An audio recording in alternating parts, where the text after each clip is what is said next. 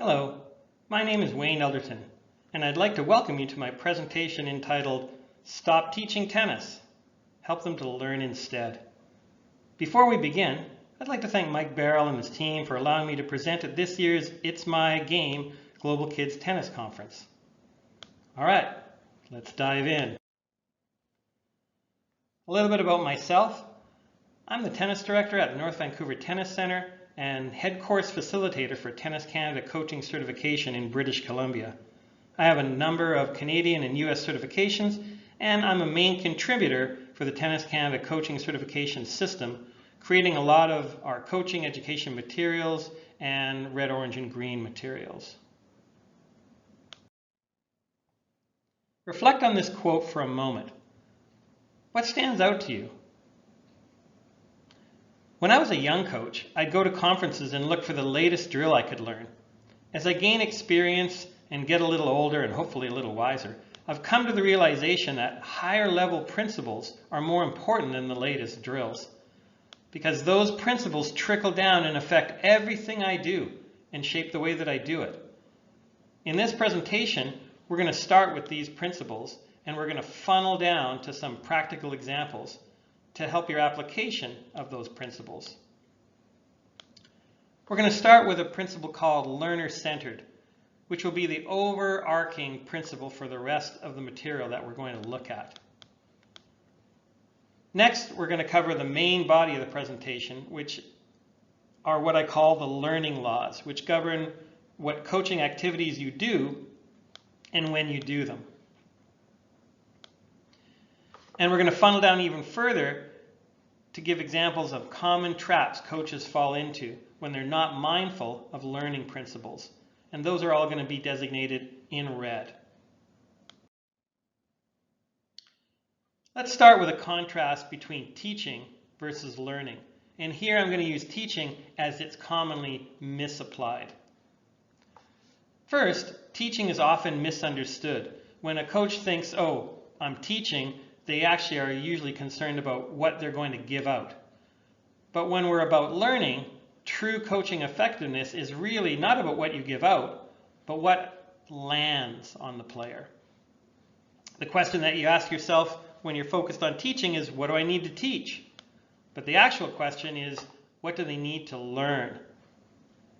And we know, having heard hundreds and hundreds of stories of coaches who've gone through our certification, that if the coach really asks themselves this question, it really changes the way that they coach. When you're into teaching, coaches typically make teaching about themselves, but learning is actually all about the player. And the key message for all this is to take responsibility to facilitate learning. If a coach takes responsibility for facilitating learning and responsibility for what lands, we know it transforms their entire career. Take a look at this quote for a second. You can't take a coaching course from me without seeing this quote. It's my favorite one on the subject. I actually think it's very profound, and it sums up why we're even on this topic. Let it just wash over you for a moment. Effective coaching is really about what gets into the player. Learner-centered coaching is a foundational principle for our entire certification system. It informs everything that we do.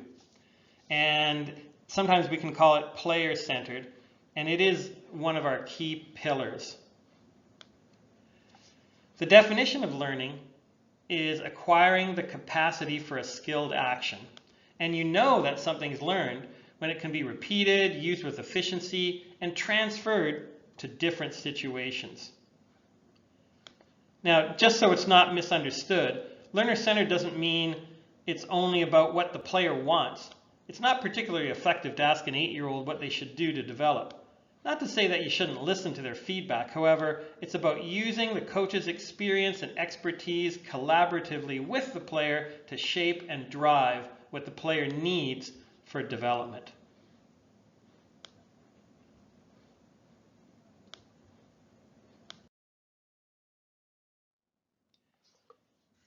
We're going to take a look at an example of my advanced orange program at the center.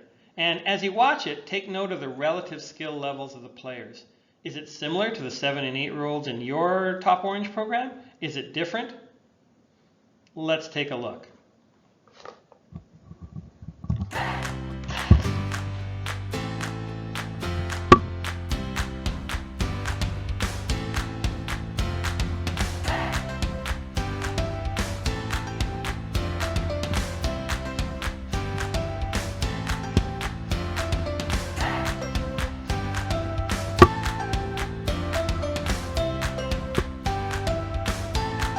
All right, the next section that they do after their skipping warm-up is building coordination skills. So there's a number of specific coordination skills that we target. They're done through ladders and various other games. And that coordination section we found very important. We found that when the kids were more coordinated, it actually made it easier in order to get the tennis skills functioning at a higher level. So the time spent, even though they're not hitting the ball, was actually making their time spent hitting the ball far more effective. After our athletic and coordination development, we do a section of tennis-specific footwork development. We've identified a few key movement patterns that provide players experience from combining the complex elements of footwork, including various stances, shuffles, crossovers, and running steps. The drills recreate specific situations like moving up and back, side to side, approaching the net, as well as volleys and overheads. The recovery footwork for each shot is also stressed. Players perform the drills with shadow swinging so they can focus on the movements and not get distracted with playing the ball. We also do these same footwork patterns with a large ball, like a soccer ball, to highlight body rotation and generating body momentum through the footwork. For orange players, it's not so much about perfecting the footwork as simply exposing them to all the different movements involved in tennis, in the hope that these movements start to seep into their play.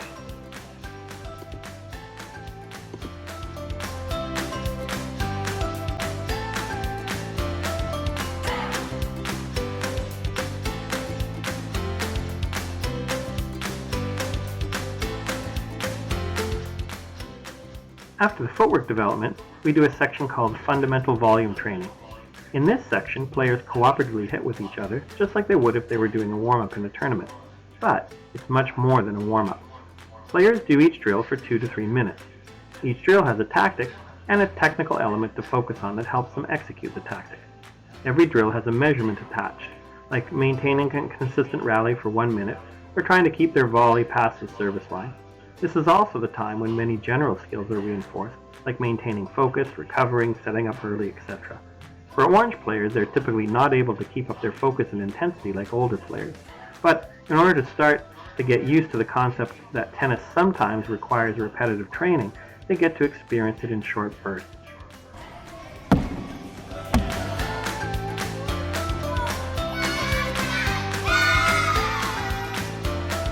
One of the fun things we've been applying is what I call adaptive point play, which is specifically targeted to improve serve and return skills.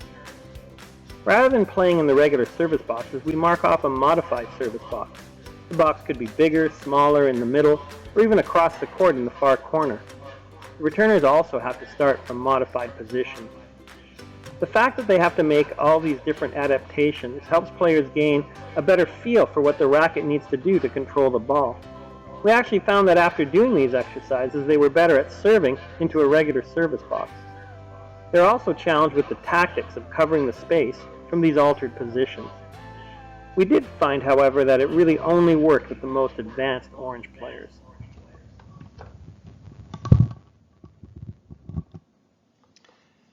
All right, as you can see, they're not bad. Keep in mind that a lot of these activities you see that we do, like skipping, for example, they may seem standard, but the way that we implement them is through using all these different learning principles that I'm sharing today. So there's a lot going on behind the scenes and underneath all these various activities. The main body of the presentation is going to be covering what, again, we call the 3 learning laws. So let's look at each one.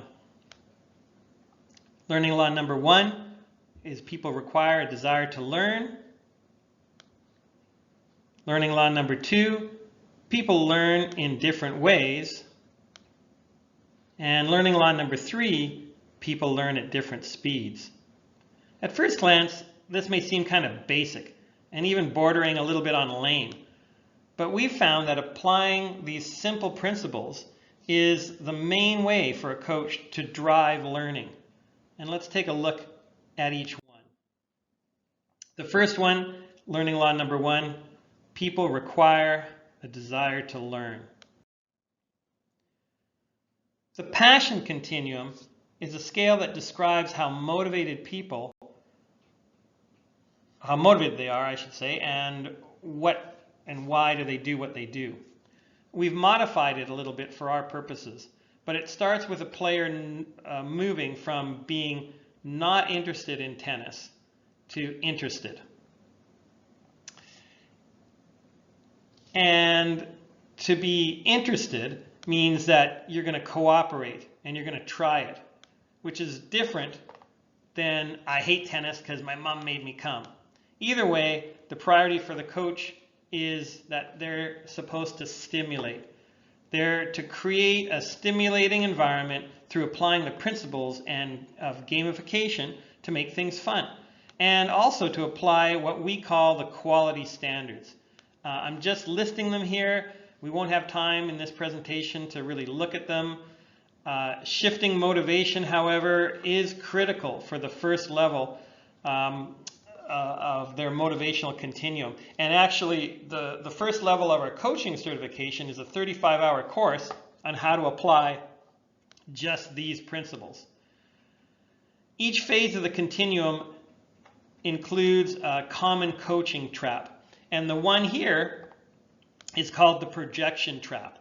And that's when a coach who's probably very committed to tennis, and they may have even had a performance background with even more commitment, when that coach projects their level of commitment onto the child, it just causes problem. It causes frustration for the coach, it causes frustration for the parent, and also for the child, who will often pick up what's wrong with you vibe from the coach, crippling the critical coach-player relationship. The goal of the coach is to meet the child at whatever motivation level they're at and journey with them forward. The next phase is the player expresses that they like tennis. It's becoming a preferred activity. The priority in this phase is to trade extrinsic motivation to intrinsic, and motivation is the key.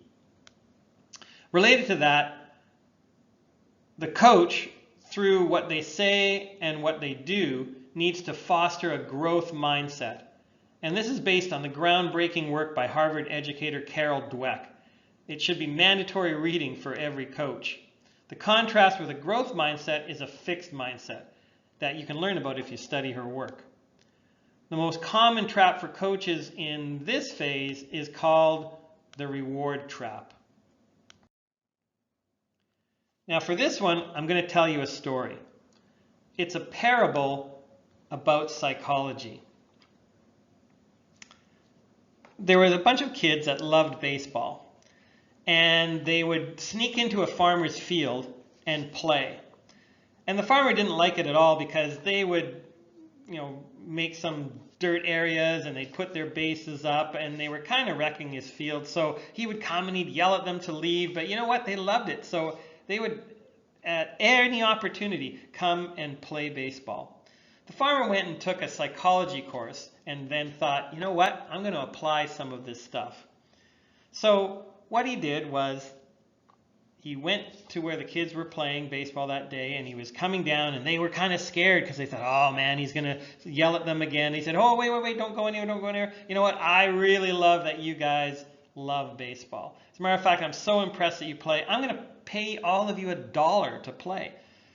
And they were just ecstatic. So he gave them all $1. They were happy. They played, and that was the first day. The next day, they snuck in, they were playing again, and the farmer came down and he goes, hey guys, I only have some spare change, and I really love it again that you're playing baseball. That's excellent. I'm going to give you a quarter this time to play, though. So they were all still pretty happy, and they played, and they took the quarter, and everything was good. And at the end of the day, as usual, when it got dark, they left. The next day, they all came and they were playing, and the farmer came down and he said, "Guys, I'm really sorry. I don't have much spare change at all, so, I can only pay you a penny to play today." And they all looked at each other, and they looked at the farmer, and they said, "We're not going to play for a penny." And they all left. The moral of the story is that as tempting as it may be to use, if a coach uses extrinsic motivation, it'll only motivate for a short time, and it actually soon destroys any intrinsic motivation that the player has. The next phase is commitment. So they go from interest to like to commitment. And in commitment, that's where the player wants to come maybe multiple times per week. They have more tolerance for doing some things that are less fun if they see it's going to help them for the future and they feel it's going to improve them. And the job here is to inspire. That's the main goal of the coach. The trap in this particular phase is the more is better trap. Usually it's the coach or the parents who fall into this one. They think to themselves, "Oh my gosh, if the kid improves so much with 3 times a week, imagine if they do 7 times a week." And this just becomes a recipe for burnout. None of our red, orange, and green programs have more than 4 total training days, and sometimes there might be a tournament on the weekend. And we make sure also in our annual plan that we schedule 6 to 8 weeks of non-tennis throughout the year. The goal is to keep them a little bit hungry for more. Overtraining produces injuries, it increases dropout rates, it hurts relationships, it causes a host of other issues. And of course, all this is to ultimately nurture a passion for tennis, which is the end point of the passion continuum. Once a player is there, it's the sky's the limit at that point. And one of the key things that we need to avoid is mismatched motivations in a program. Now that is so critical. Don't get overwhelmed by this. The point is not to read the whole chart. I just wanted to show you a key tool that we have to minimize the issue of mismatched motivation levels. And this is a rubric I created to identify the motivation levels of players in our programs. We call it the FAME evaluation, which stands for Focus, Attitude, Motivation, and Effort. We list the levels across the top from not interested to little or no internal motivation, which is just trying tennis, to like tennis, which is what we feel is the minimum standard for recreational program, to committed, which we feel is the standard for our competitive programs, and finally to passion for tennis, which we feel is the motivation level required for our performance levels. And the whole idea is that we have this as a tool to make these kind of intangible things like focus and attitude and motivation a little more tangible, and it just opens the doors for conversations with the players and the parents so we can start to funnel players into the appropriate program that matches their motivational level. And we actually find that this is just as important as the skill level checklists that you have and that you create. And when you're moving up levels, you will often have, here's all the different skills that you have to do. But for us, we also add that these are direct observations from the coach. So they do really play into whether the program that the player is funneling into is actually the right one for them. Next is learning law number 2, which is people learn in different ways. To better understand learning in different ways, we use the same elements that most of you are probably familiar with. and these are called learning styles, and it's the ways that people take in and process information. The first is visual, which research has shown is very beneficial for the initial learning of every skill. Children's brains are wired to copy actions that they see others do. Don't waste this mode of learning. It's really powerful. The next is the auditory or verbal mode. And you can see that there's two specific traps for that one. And I'm going to deal with those at the end of this particular slide. The final one is kinesthetic. And this is an extremely powerful mode that's mostly underused and often ignored by coaches. The way that we tap into this mode is by connecting technique to sensations or to different feelings. My website, which I'll tell you about at the end of this presentation, has a number of articles and videos on this particular thing. And it would be just like, oh, okay, on this volley, just feel like you're catching the ball. Or on this ground stroke, feel like you're extending your racket towards the target. These are powerful feelings that actually capture a lot of details about technique. Okay, let's deal with these traps. And the first one is the explaining trap. And this one's really easy to fall into. It's where the coach, usually with the intention of saving time, simply explains an activity.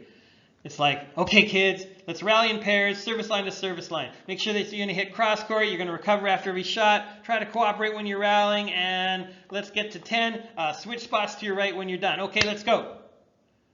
Now, what coaches don't realize is what really wastes time when you're doing things like this is that even if the coach is out there drawing on their nifty little clipboard, it's actually wasting time. Since the players don't get it, the coach needs to find that they have to explain it again and again, and they have to answer a barrage of questions.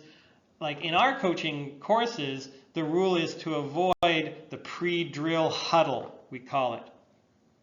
Now the next trap is what I call the clarity trap. And I'm going to tell you a story about that one as well. This is a parable about communication. So one day a father decided he's going to teach his son all about culture. So he booked a trip to Europe and they were going to see all the sites there. They're going to look at museums and art galleries and architecture and all sorts of different stuff. So in front of this museum was a statue of Napoleon on his horse. And the father said, you know what, here's what we're going to do. We're going to use this as our home base. So every morning we're going to come and we're going to basically meet here and wave to Napoleon, because that's going to start our day. So the little child waved and said, hi Napoleon. Off they went and did their day trip. And at the end of the night they would come back. They waved to Napoleon. The little child would go, okay, good night Napoleon. And they did this for a number of days. On the final day, basically the father said, you know what, this has been a great experience. We've learned all sorts of stuff. We've seen all sorts of things. Let's go back and have our last meeting at home base here. So they went to the statue and he said, okay, last time, say goodbye to Napoleon. And the little child waved and said, goodbye Napoleon. And the dad said, hey, do you have any questions about any of the stuff that we did? And the little child basically said, yeah, Dad, who is that riding on Napoleon anyway? Now, the moral of the story is when you overuse verbal communication, it obviously makes perfect sense in your head, but they may have a whole other interpretation of what you said. And this is one of my favorite communication stories. And Kirk Anderson actually was the one that first told it to me. But it is a powerful story. So verbal communication really is a dangerous way to go. A couple of tips for learning styles. How do we apply this law number 2 is, number 1, always give out information in all 3 modes by providing clear visual demonstrations with verbal highlights and use kinesthetic tips like I mentioned. Oh, on this volley, we're just going to try to touch the ball to make it into a drop volley. It's good to identify your primary style and become mindful of defaulting only to your preferred mode. So if you know what your learning style is, do you like more verbal, visual, kinesthetic, where do you land? And if you know that, then you are going to be more mindful to make sure that you're not overusing the one that you like just because it's your preference and that's the one that you actually relate to the most. And finally, just one thing to understand, that all skills actually eventually become kinesthetic. So just imagine when you're playing, it is about the feel. It's not so much about you watching someone else do something or someone explaining it to you. And our little saying is, if you can't feel it, you can't fix it. Because it really does become about the sensations you have in your body and the feel that you have for the shots that you hit. Going on to law number 3 is people learn at different speeds. For people learning at different speeds, it's helpful to understand that there's 3 stages when learning motor skills. The first is called the cognitive stage, and it's about our body and our brain gaining an initial understanding of the skill. The second is called the associative stage, and it's about gaining mastery and the ability to adapt your skill through practice. And the final stage is called autonomous, and it's about moving and making decisions automatically with very little or no thought. Now, understanding these stages will help you to help players pass through these stages quicker. And now, don't think they're connected to the levels, so it's not like, oh, this stage is for red, and this stage is orange, and this stage is green. That's actually not how it works. That a skill, every skill that a player has, whether it's their ground strokes or their serve or their volleys, they could all be at different stages. Now, if that sounds complicated, just know it is. But hopefully, I'm going to try to make things a little more simpler. So now I show you this chart and you think, wow, I thought he said this is supposed to get simpler. So much for Canadians being polite, huh? Well, we are going to look at the chart, but I'm going to show you a real practical and simple way to apply it. And the main thing I want you to take a peek at is going to be this column here. That's the one that's going to be something that we're going to focus on. It's going to make it really simple. The easiest way to apply the stages is to just do a test and give a player 10 attempts to do something and see how many out of 10 they get. So imagine like serving a ball, an orange player serving a ball into a box. And you give them 10 attempts, see what their score is, and that's going to fairly peg what stage that skill is in for them. For example, if again they were serving and they got 0 out of 4. Well, what happens is if they get 0 out of 4, they're in this cognitive stage. And I've also mapped onto these learning stages what we call the stages of competency. And what I mean by those stages of competency is in this first stage, you're actually moving a player from unconscious incompetence to conscious incompetence. So what does that mean? Well, unconscious incompetence means that they have no understanding of the skill at all. They don't know how to do it at all. And conscious incompetence means that they know about the skill, but they can't actually perform it. For players in this stage, the coach's role is actually primarily they need to be a teacher.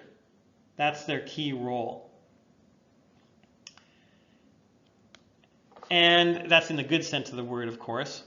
So with a teacher, they are creating visual and kinesthetic understanding of correctly performing the skill. You're using progressions to simplify learning the skill. Progressions, again, break things down and make it into simpler parts that people can deal with. And you're also creating a low pressure environment where failure has positive results. So imagine that I'm teaching you to juggle 3 balls in the air. How much failure is going to be involved in learning how to juggle? You're going to drop a lot of balls when you're juggling. Now imagine if I were to get on your case for dropping those balls. What's wrong with you? Come on, you're not doing it right. Make sure the ball's over here. Make sure your hand's in this position. Would that help you to learn? I mean, all it would do is produce in you a fear of failure, and that's the trap here. The most common one is producing a fear of failure. Because once a child gets a fear of failure, it actually cripples their performance. If you're free to make mistakes, if I was continually encouraging you and positively correcting you and breaking the juggling down into easier steps by using progressions, that environment would definitely accelerate your learning. Now, if they were in the 5 to 7 range, then they're in the associative stage. And in the associative stage, they're moving from that conscious incompetence to conscious competence. And conscious competence is about, well, I can do it, but only when I think about it. That's when I can do it. And the coach here, their role when we're in this particular stage is to be a driller. That's their role.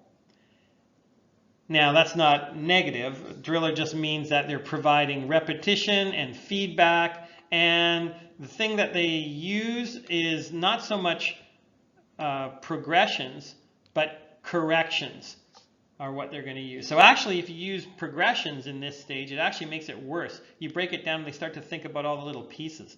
But here they're achieving 5 to 7 success range, and so it's starting to flow a little bit. And what's going to happen, like for example, if they're serving, they almost have it. And the coach just has to make tweaks and little corrections. It would be like the coach saying, okay, when you touch the ball, just make sure your racket angle is a little more open so it isn't pointing down into the net, because that's where most of your mistakes have been. Let's just make that little tweak. That's basically what happens and your role when they're in that stage. The idea is that you're going to be a success seeker, and that's in contrast to being a fault finder. And you're going to build a growth mindset. And how we do that is by associating effort with progress. Hey, if you work at this more, you're going to get better at it.